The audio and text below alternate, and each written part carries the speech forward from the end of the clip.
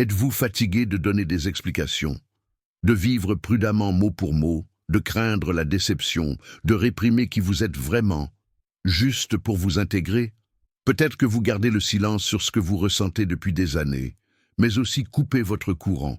Dans cette vidéo, vous découvrirez comment le silence peut devenir votre armure, et comment agir sans peur de perdre est ce qui vous permet finalement de récupérer votre vie. Vous n'avez plus besoin de convaincre qui que ce soit. Il faut juste que tu te rappelles qui tu es et commences à agir comme si tu n'avais plus rien à prouver. Si ce message vous touche déjà, abonnez-vous dès maintenant et cliquez sur la cloche. Nous partageons ici la sagesse stoïcienne pour vous aider à éveiller votre pouvoir intérieur. 1. Le pouvoir de garder la bouche fermée.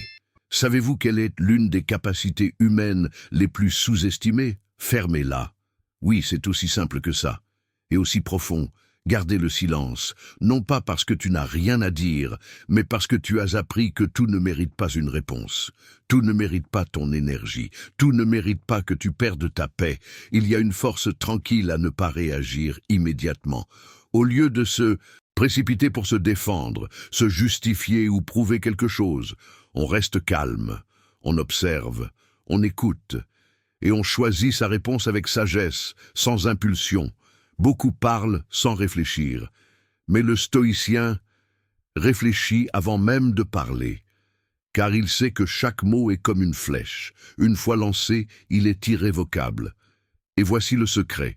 Quand vous apprenez à rester silencieux face au chaos, quand vous ne répondez pas à chaque critique, à chaque provocation, à chaque regard, vous commencez à récupérer quelque chose que vous aviez peut-être perdu, votre centre.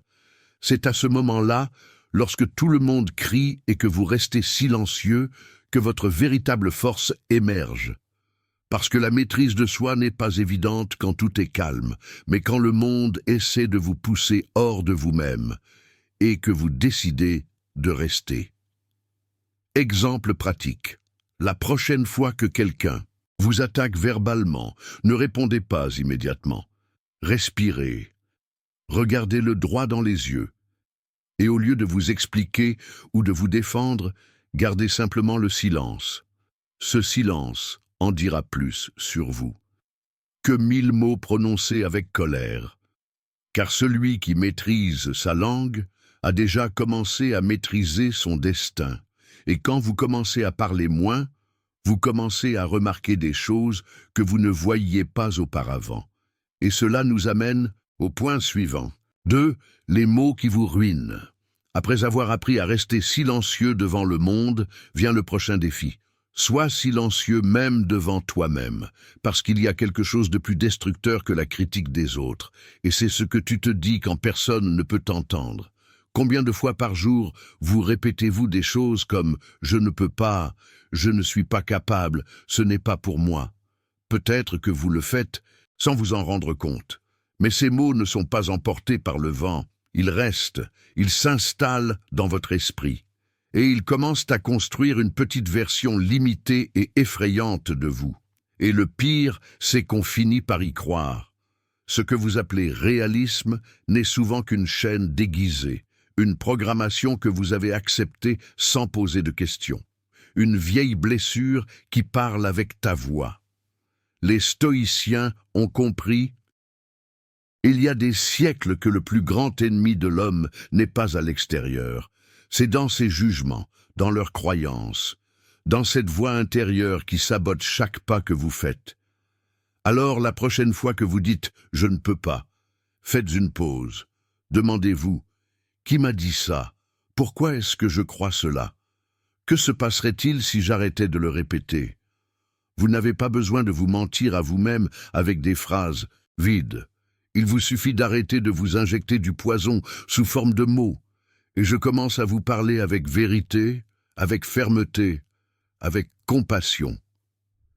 Exemple pratique. Cette semaine, notez toutes les pensées négatives que vous avez à votre sujet. Ensuite, écrivez une réponse rationnelle à côté, comme le ferait un stoïcien avisé. Pas de drame, pas de jugement, juste de la clarté.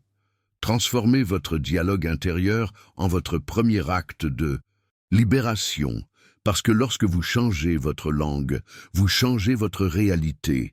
Et quand votre réalité change à l'intérieur, vous réalisez quelque chose de bien plus profond. Et cette découverte vous amène directement au point suivant. 3. L'ennemi n'est pas à l'extérieur. Après avoir reconnu que nos propres mots peuvent nous saboter de l'intérieur, le moment est venu de voir clairement qui est le véritable ennemi. Et non, ce n'est pas ton patron, il n'est pas ton partenaire, ce n'est pas ta famille, ce n'est pas l'économie, le pays ou votre passé. Le véritable ennemi, c'est ton esprit sans discipline.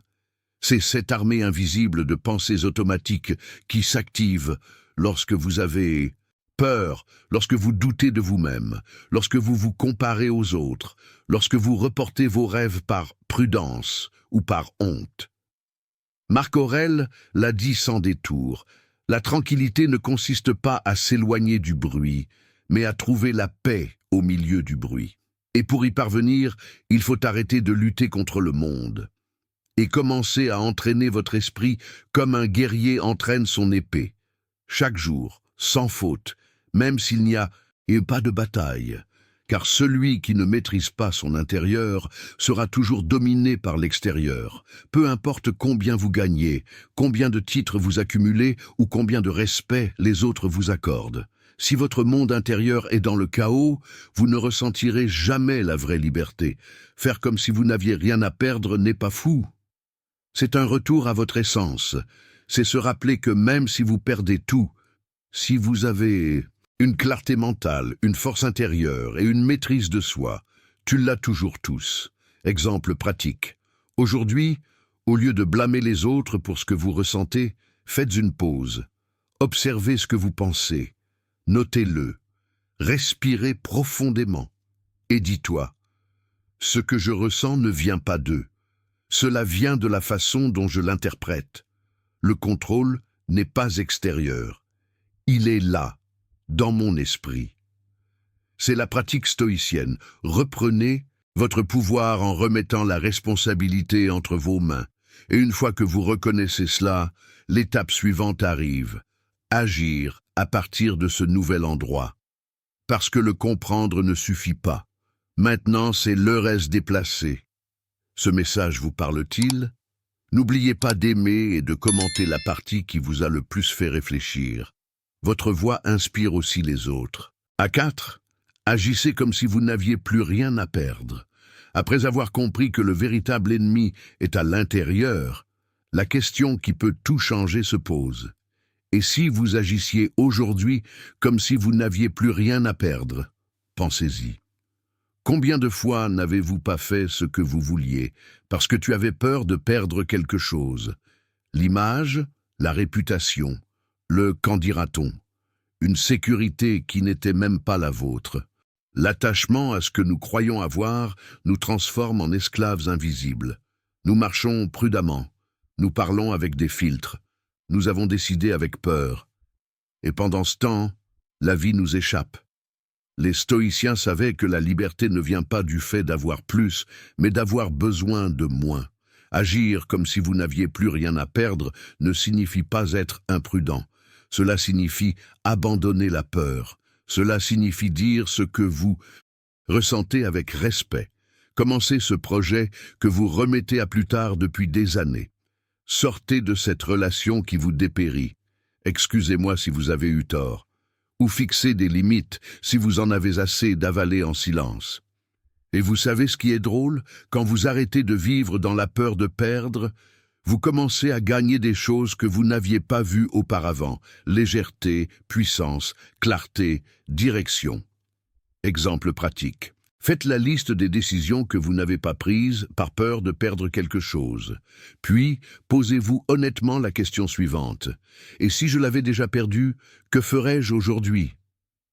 Cette réponse est votre boussole. Parce qu'agir sans peur ne signifie pas que tout se passera bien. Cela signifie que quoi qu'il arrive, vous ne vous trahirez plus. Et quand vous faites cela, quelque chose en vous change. Une nouvelle force apparaît. Et puis, le véritable mouvement intérieur commence. 5.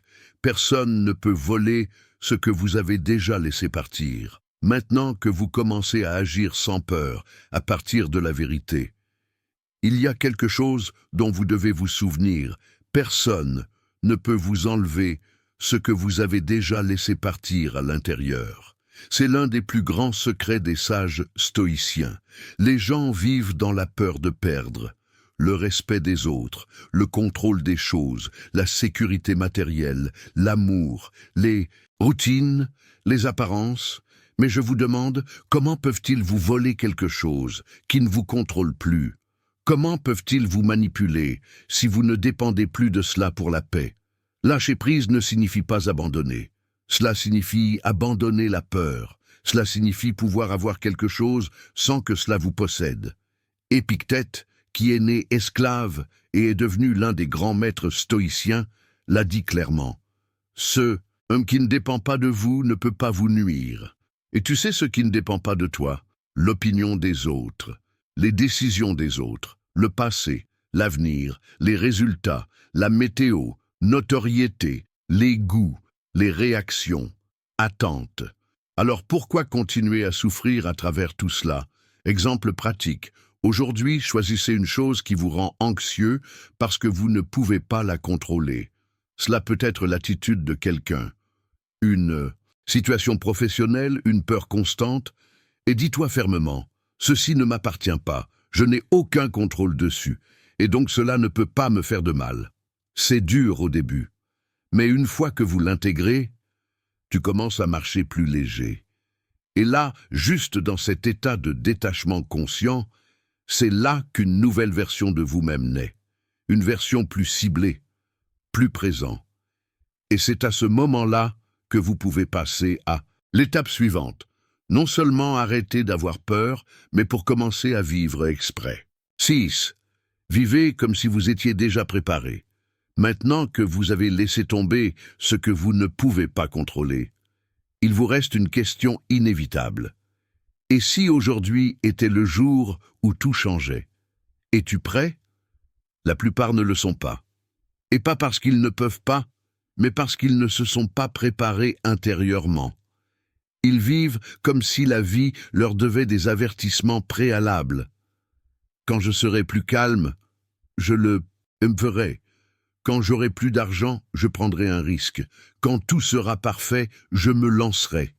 Mais ce qu'ils ne comprennent pas, c'est que la vie n'attend pas. Et ils ne demandent pas non plus si vous êtes prêt. Elle arrive, et cela vous teste.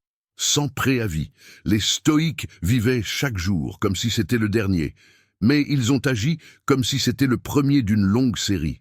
Et ça change tout.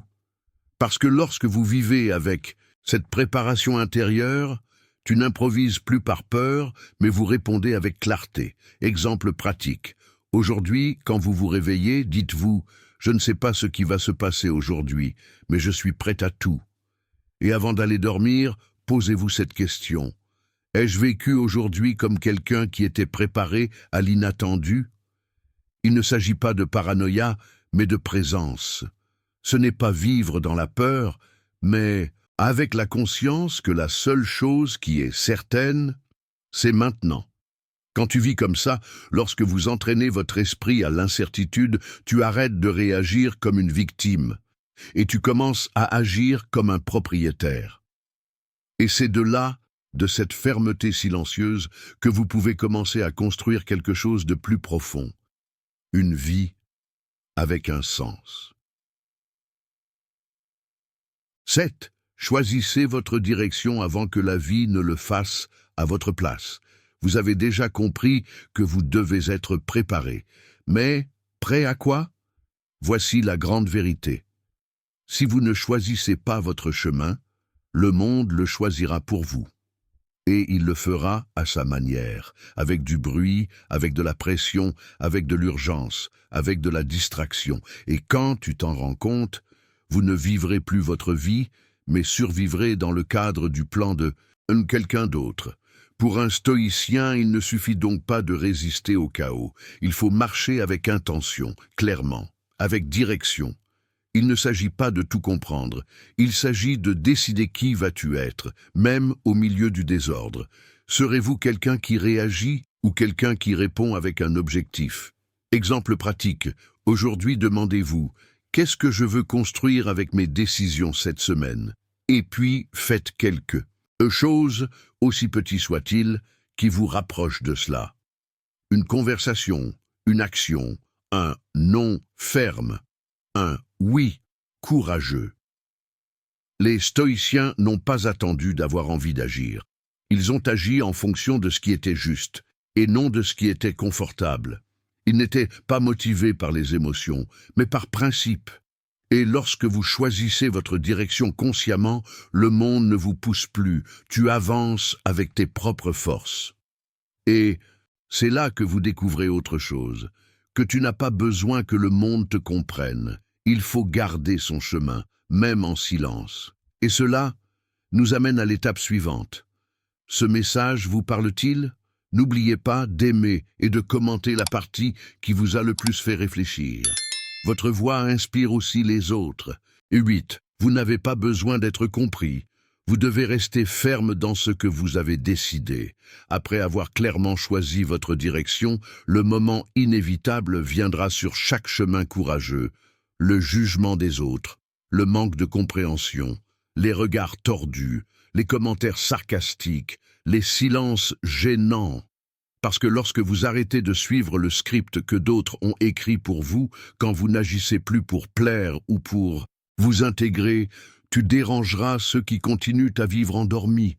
Et c'est bien ainsi. Ce n'est pas votre travail de les convaincre. Ce n'est pas votre mission d'expliquer chaque étape. Tu n'as pas besoin d'être compris. Tu dois rester ferme sur ce que tu as décidé. L'opinion des autres peut blesser, oui, mais il n'a aucun pouvoir, à moins que tu ne le remettes. Exemple pratique. La prochaine fois que vous serez tenté de justifier un choix personnel, faites une pause, respirez, et dis-toi, ma paix n'a pas besoin d'approbation. Ce n'est pas de l'arrogance, c'est la maturité. Souviens-toi, Marc Aurèle était l'homme le plus puissant de son temps. Et pourtant, il écrivait silencieusement pour lui-même. Ne pas applaudir, mais pour ne pas oublier qui il était. Faire de même, écrire, décider, agir, sans faire de bruit, sans attendre les applaudissements, calmement, fermement, parce que lorsque vous n'avez plus besoin d'approbation, votre énergie est libérée pour ce qui compte vraiment, et c'est là, juste là, que vous réalisez que le plus grand bruit ne venait pas des autres, mais de l'écho de votre propre insécurité. Faites-le taire. Et de ce nouveau calme, passons à l'étape suivante. 9. La discipline silencieuse vaut plus que 1000 discours de motivation.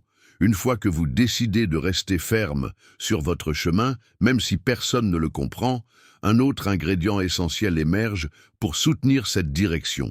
Discipline silencieuse. Pas la motivation passagère, pas des discours pleins d'énergie vide, pas les belles phrases qui s'effacent au premier obstacle. Discipline.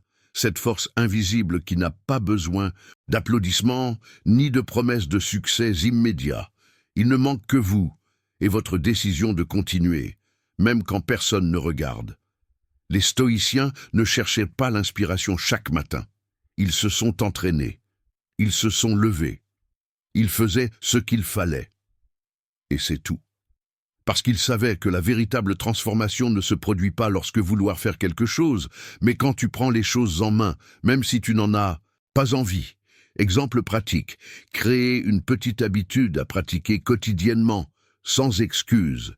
Cela peut être simple. Faites votre lit au réveil. Écrivez une réflexion à la fin de la journée. Promenez-vous sans votre téléphone. Faites-le sans prévenir. Faites-le sans vous attendre à des résultats immédiats. Faites-le simplement pour entraîner votre esprit. Parce que lorsque vous vous engagez envers vous-même en silence, tu deviens quelqu'un de confiance pour toi. Et cela vaut plus que n'importe quelle motivation extérieure.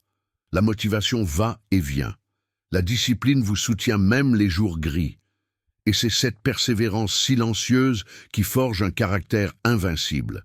Celui qui n'a pas besoin de crier qu'il avance, parce que leur simple présence transmet une direction. Et quand ton intérieur ne doute plus, il n'a pas besoin d'être poussé, l'étape suivante arrive. Apprendre à agir. Quelle que soit le résultat. 10. Faites ce que vous avez à faire, sans vous attacher au résultat. Après avoir pratiqué la discipline en silence, un point clé est atteint sur le chemin stoïcien. Libérer le contrôle du résultat, parce qu'il ne suffit pas d'agir. Il faut apprendre à agir sans se préoccuper de ce qui va arriver ensuite, sans anxiété, sans exigence, sans ce besoin enfantin de récompense immédiate. Les stoïciens l'ont parfaitement compris. Vous ne contrôlez que vos actions. Vous ne contrôlez pas les fruits. Vous êtes-vous bien préparé? Avez-vous fait votre part avec excellence? Avez-vous agi avec intégrité? Alors, laisse-le partir. Le résultat ne définit pas votre valeur. Le résultat ne mesure pas votre âme. Ce n'est pas le résultat qui justifie l'action, c'est l'acte lui-même qui vous transforme. Exemple pratique. La prochaine fois que vous faites quelque chose d'important, une conversation difficile, un projet, une décision personnelle, dites-vous « Mon travail consiste à faire de mon mieux et à accepter avec dignité tout ce qui arrive. » Si tout se passe bien, soyez reconnaissant. Si ça se passe mal, apprenez. Dans les deux cas, vous grandissez. L'attachement au résultat crée de l'anxiété, de la frustration, de la paralysie. Mais lorsque vous agissez par devoir et non par attente, ton esprit est libre. Vous agissez parce que c'est la bonne chose à y faire. Pas parce que tu recherches l'approbation, non pas parce que vous attendez des garanties. Ce n'est pas parce que vous savez que l'action est cohérente avec qui vous avez décidé d'être. Et ce genre d'action, même si personne ne le voit, même si cela ne produit pas de succès immédiat, cela vous façonne de l'intérieur. C'est ainsi que se forme une âme ferme, celui qui ne plie pas au vent. Et quand vous agissez ainsi, par devoir, non par désir, vous réalisez quelque chose de bien plus grand, que le véritable triomphe, c'est être en paix avec soi-même, peu importe ce qui se passe dehors. Et c'est de cette paix profonde que vous puissiez commencer à vous connecter à ce qui compte vraiment. 11. Faites les petites choses comme si elles étaient grandes, et les grandes avec humilité. Après avoir appris à agir sans attendre le résultat, un enseignement encore plus subtil arrive, mais tout aussi puissant. Tout ce que vous faites compte, même ce qui semble insignifiant. Faire le lit, écouter quelqu'un attentivement, tenir une promesse que personne ne vous a demandé, parler respectueusement même lorsque vous êtes contrarié. Ouais, votre personnage se forge également là-bas. Les stoïques nous ont appris que la grandeur n'est pas dans le grandiose, mais dans la façon dont nous vivons notre vie quotidienne. Car si vous n'êtes pas capable de mettre de l'âme dans les petites choses, comment supporterez-vous le poids des grands? Exemple pratique. Aujourd'hui, choisissez une petite tâche, quelque chose que vous feriez normalement en pilote automatique, et faites-la avec une présence totale, avec attention, avec respect, comme si ton âme regardait, parce que c'est le cas. Nettoyer, organiser, répondre à un message, nourrir son corps, pas comme quelqu'un qui survit, mais comme quelqu'un qui honore chaque instant de sa vie. Et quand quelque chose de grand arrive, faites-le avec la même humilité, sans arrogance, sans se vanter, sans perdre votre centre. Marc Aurèle était empereur de Rome. Il avait un pouvoir absolu. Et pourtant, chaque matin, il écrivait dans ses journaux des choses comme « N'oubliez pas que vous êtes humain, ne dépassez pas vos limites ». C'est être stoïque. Agissez avec grandeur dans les petites choses et avec humilité dans l'immense. Et quand on vit comme ça, avec attention et sens, vous découvrez autre chose. Cette véritable abondance ne réside pas dans ce que vous faites, ni dans ce que vous accomplissez, mais dans la façon dont vous le faites. Et cette prise de conscience ouvre la porte à l'étape suivante. Reconnaître les choses, les personnes ou les habitudes. Il ne mérite plus votre énergie. Ce message vous parle-t-il? N'oubliez pas d'aimer et de commenter la partie qui vous a le plus fait réfléchir. Votre voix inspire aussi les autres. 12. Libérez-vous de ce qui draine votre énergie, même si cela ne fait aucun bruit. Après avoir appris à mettre de l'âme dans chaque geste, vous découvrez qu'il y a des choses, des personnes, des habitudes ou des environnements. Que même s'ils ne crient pas, ils vous épuisent. Ils ne font pas de scandale, mais ils vous rebutent à l'intérieur, lentement, sans prévenir. Le stoïcien ne s'entraîne pas seulement à résister aux tempêtes. Vous apprenez également à reconnaître ce qui vous enlève votre clarté, même si cela se présente sous le couvert d'une routine, d'une coutume ou de rien de sérieux. Parfois, ce qui nous éloigne le plus de la paix n'est pas le chaos extérieur, mais les petites fuites quotidiennes que nous n'arrêtons jamais, des conversations vides qui ne nous nourrissent plus, des obligations que nous acceptons par culpabilité et non par choix, des pensées répétitives qui tournent comme des horloges cassées, le besoin constant d'être disponible, pour tout le monde, sauf pour nous-mêmes. Exemple pratique. Aujourd'hui, faites une liste de tout ce qui vous épuise, sans que vous vous en rendiez compte, du plus visible au plus subtil. Et demandez-vous, est-ce que cela me construit ou me consume? Si cela ne vous renforce pas, ne le justifie pas. Libère-le. Les stoïciens n'accumulaient pas d'objets, pas d'émotions, et pas de masques. Ils pratiquaient l'art de se débarrasser de l'inutile pour garder l'essentiel. Et l'essentiel, souvent, ne fait pas de bruit. Mais cela donne la paix. Et la paix, c'est le pouvoir. Lorsque vous nettoyez votre espace mental et émotionnel, tu deviens lumière. Et quand tu deviens lumière, vous bougez à nouveau avec agilité, avec concentration, avec liberté. Et puis, avec moins de poids sur l'âme, vous pouvez reconnaître plus clairement l'étape suivante. Il ne s'agit pas seulement de laisser tomber ce qui nous épuise, il s'agit également de protéger ce qui nourrit. 13. Protégez votre énergie comme si c'était de l'or, parce que c'est le cas. Après avoir laissé tomber ce qui vous épuise, une responsabilité encore plus grande s'impose. Protégez ce qui vous excite. Ta paix, votre clarté, votre temps, votre esprit concentré, ton âme quand elle est légère, votre corps quand il commence à parler plus doucement parce que vous l'avez enfin écouté. Ce n'est pas négociable. Cela ne se partage pas avec n'importe qui.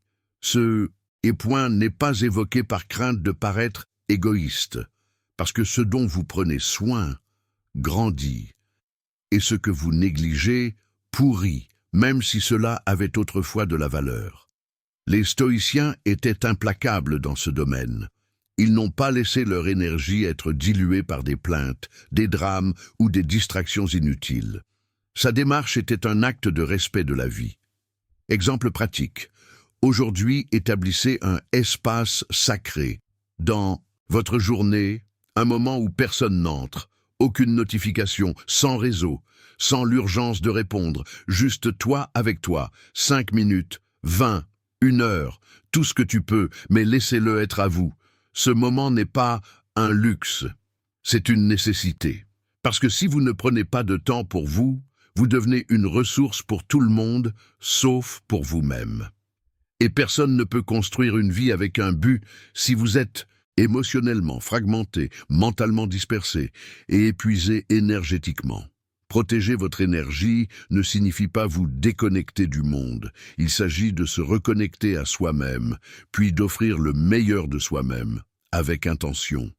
Et c'est à partir de cette connexion avec vous que l'étape suivante devienne naturelle. Exprimez votre vérité sans crier. Dites ce qui est nécessaire, sans perdre votre concentration. 14. Ne parlez que lorsque ce que vous dites est plus fort que votre silence, après avoir protégé votre énergie. Vous découvrez que bien souvent, le silence est votre bouclier le plus sage. Nous vivons dans un monde où tout le monde veut avoir une opinion, répondre, corriger, prouver quelque chose. Mais le stoïcien sait que toute la vérité n'a pas besoin d'être dite. Et bien souvent, parler sans conscience, c'est perdre son pouvoir. Le silence n'est pas une faiblesse. Rester silencieux, parfois, c'est choisir ou ne pas gaspiller son âme. Quand tu apprends à te taire, pas comme quelqu'un qui s'enfuit, mais en tant que quelqu'un qui choisit ne contaminer pas leur paix, tu deviens dangereux pour les manipulateurs, déconcertant pour les contrôleurs et profondément clair pour vous-même. Exemple pratique. Aujourd'hui, avant de répondre impulsivement à tout commentaire qui vous dérange ou vous irrite, faites une pause, dites intérieurement « Est-ce de cela que je parle, de construire quelque chose ou est-ce juste un téléchargement ?» Si cela n'édifie pas, si cela n'éclaire pas, si cela n'honore pas votre paix, gardez le silence. Ce geste est de la maîtrise de soi. Et la maîtrise de soi, c'est la liberté. Les stoïciens ne sont pas restés silencieux par peur. Ils gardèrent le silence par sagesse, parce qu'ils savaient qu'il y a des batailles qui se gagnent, ne pas y participer. Et quand vous décidez de parler, faites-le comme quelqu'un qui respire profondément, sans crier, injustifié, sans mendier de compréhension, avec sérénité, clairement, avec vérité. Que tes paroles ne soient pas nombreuses, mais aucun au-dessus. Parce que lorsque chaque mot naît de votre centre, même si ce n'est qu'un seul, peut déplacer des montagnes. Et quand vous apprenez à parler moins, à agir plus, et à protéger votre moi intérieur, vous êtes prêt pour la dernière étape, devenir quelqu'un qui n'a rien à prouver parce qu'il est déjà en paix avec tout. Au 15. Vous n'avez pas besoin de prouver quoi que ce soit, quand vous êtes déjà en paix avec vous-même. Après toute la marche que vous avez faite pour arriver ici, se taire quand c'est sage, agir sans crainte, lâcher prise sur ce que vous ne contrôlez pas, protéger votre énergie, et ne parler que lorsque c'est nécessaire. Il ne reste qu'une seule chose à comprendre en profondeur. Vous n'avez rien à prouver à personne, même pas toi. La vie n'est pas une compétition. Ce n'est pas non plus une scène, c'est un chemin intérieur, et celui qui comprend cela arrête d'agir pour la galerie. Le stoïque n'a pas besoin d'applaudissements.